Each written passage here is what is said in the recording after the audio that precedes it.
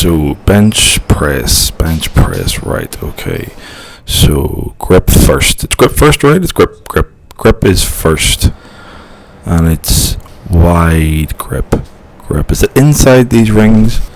Or is it inside the closer ones? Or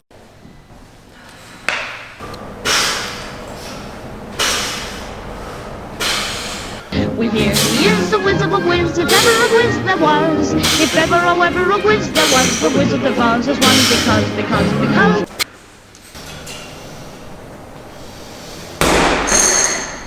okay, big breath in. Squeeze your lats. And, oh no, that was a good one. That wasn't a good one. No. Oh, same again. Big breath in. Right, keep your lats on.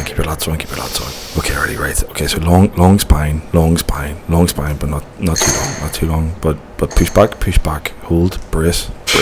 Remember to brace. Long spine, push back. No, not. Okay, again, one more. Alright, what am I meant to be doing here? Is this the ball or something like that? It's definitely this in men's health. Is this what I'm meant to be doing? Does this look right? Is this how you hold it? You just drop it. That guy beside me looks like he knows what he's doing. I'm just gonna stand here for a while. I don't want to leave too early. I don't want to look like I don't know what I'm doing, so I'll just stay.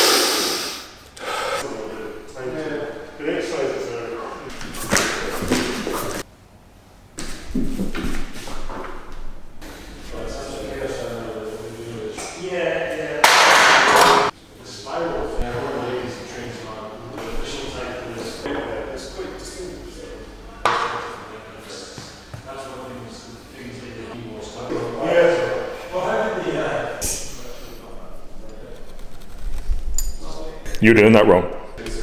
Well, unconscious incompetence, conscious incompetence, conscious competence, and unconscious competence. So after watching that skit, I'm going to explain a little bit about what that was about.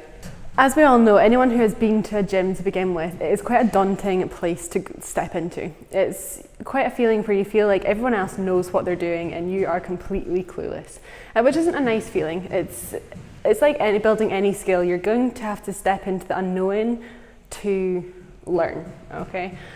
So you'll see the character that I was playing. She walked into the gym. She was very, very aware of everyone else in the gym and what they thought of her. She felt like as she was doing her work, everyone would be staring and judging what she was doing and that she didn't know what she was doing. So yeah, most people go through this feeling when they first start a new skill. So the character that I was playing there, you'll see she was at the second stage. So this is conscious incompetence. So she knew what there is to learn, but she hasn't had the practice yet, and she hasn't had a go at learning that.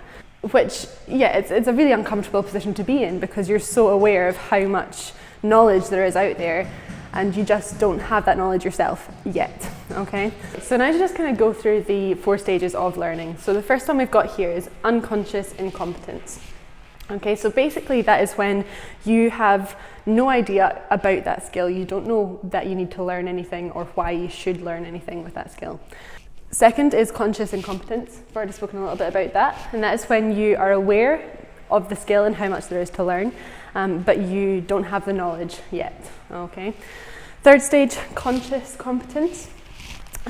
You know what you're doing a little bit more, you've got your feet grounded, but you still have to actively think about what you're doing to perform the skill. Yeah, it requires active thought. Stage 4, unconscious competence. That's when the skill becomes natural to you, a second nature, and it requires no thought whatsoever. So relating back to the skit that we were talking about before, you saw the 4 characters that Aiden played. 4 different people in the gym. Now, to the character that I was playing, she walks in and she will see these people and think that they all know exactly what they're doing, that they're all masters of what they are doing. But in reality, they're not at all. You'll see the character that was slamming the med ball. He was an example of somebody who is at the unconscious incompetence stage. So this is a stage where basically you're just not really sure why you're doing this, what you're supposed to be doing. You have no idea. So this guy was at that stage. But to my character, I might look at that person and go, oh, they look like they know what they're doing, and just assume that everybody knows exactly what they're doing and talking about, okay?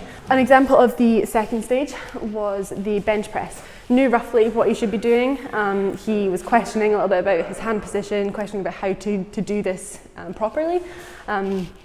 But he just didn't quite have the knowledge of how to perform that exercise correctly. An example of the third stage that we've got here, that was our safety squat bar. Is that right? Safety. SSB, safety squat bar. Is that right? Yeah. Well, I'm just going to say SSB. I don't know what it is. Okay. An example of stage 3, the conscious competence. This was the guy doing the safety squat bar squats. So he had the knowledge, he knew what he was doing, but he has to actively think as he's performing this skill. So he has to consciously be thinking about cues and thinking about how to perform that skill to the best of his ability. It's not second nature to him, okay? And then our example of the 4th stage of learning was the guy doing the kettlebell swings. Now this guy knows pretty much most of the stuff there is to know, okay? He is doing this skill and it is second nature to him. He doesn't have to actively think about anything or think about cues. He's just performing it as if it's something he does every day. He's going through the motions of the exercises without having to think about them. Okay, so as I said before, to my character, this is all really daunting because I will automatically assume that everybody in the room knows more than I do and they're all completely comfortable with what they're doing and performing. And that is really not the case, as I've explained. So then we come to the beast mode guy. He is somebody in the gym who thinks he knows everything there is to know.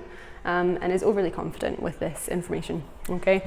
So this is an example of somebody who is at the stage of unconscious incompetence, but doesn't really care and has a lot more confidence than he does knowledge.